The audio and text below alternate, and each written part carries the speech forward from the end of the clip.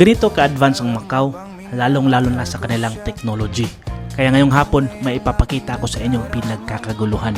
Isang humanoid robot na naglalakad sa kalsada ng mag-isa dito sa Taipa, Macau. At na-curious ako kaya nilapitan namin. Galing pa kami school, papauwi na sana kami sa bahay nang may napansin akong pinagkakaguluhan.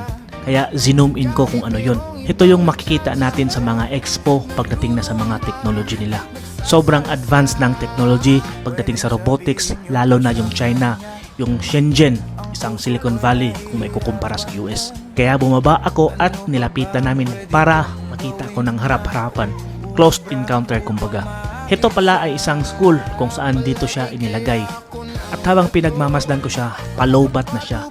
Si Ares, na-identify niya naman na AI daw ito. At maya-maya binigyan niya ito yung hawak ko. Tuwang-tuwa yung mga bata sa kanya, hindi malaman kung anong gagawin. Si Ares, pinagmamasdan ang sabi niya daw, it's an AI. Isa itong marketing and promotion ng isang company at yung leaflet yung ibinigay nilang example. Kaya kung mapapansin nyo, may QR code sa likod ng robot para i-scan. Ganito na talaga high-tech sa ibang bansa.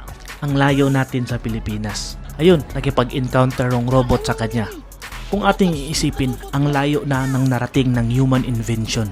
Dati naninirahan lang tayo sa mga kuweba, sa bundok at sa mga kahoy. At dahil sa ating curiosity, nakapagpadala tayo ng tao sa buwan. At ngayon, parang sci-fi sa pelikula na may mga robot na naglalakad sa kalsada. Hindi ko na natanong kung magkano yung presyo nito, pero mabigat siya literally nung binuhat ko siya. Kaya isa ako sa namangha dito at pinagkakaguluhan siya ng mga tao na dumadaan dito. Ika nga, we're nearing to the future.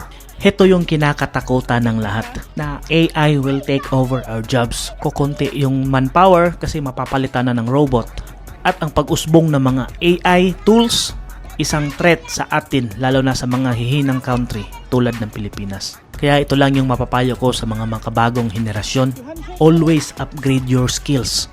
Kasi kahit gaano pa man kalaki, kagaling, or ka-advance yung robot na yan, may mga task pa rin ang hindi kayang gawin ng robot. At alam mo ba kung ano yun? Bibigyan ko kayo ng example, compassion. Sumusunod lang sila sa kung anong idinidikta sa kanila.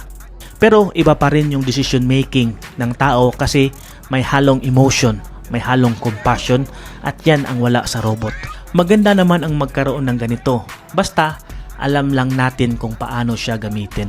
At while he is going to rest, sinubukan kong i-handshake baka sakaling mag-respond siya. At tingnan nyo, rumisponde niya nga siya sa kamay ko. Robot handshake. Wait. Handshake. Ayun. See? I told you. So that's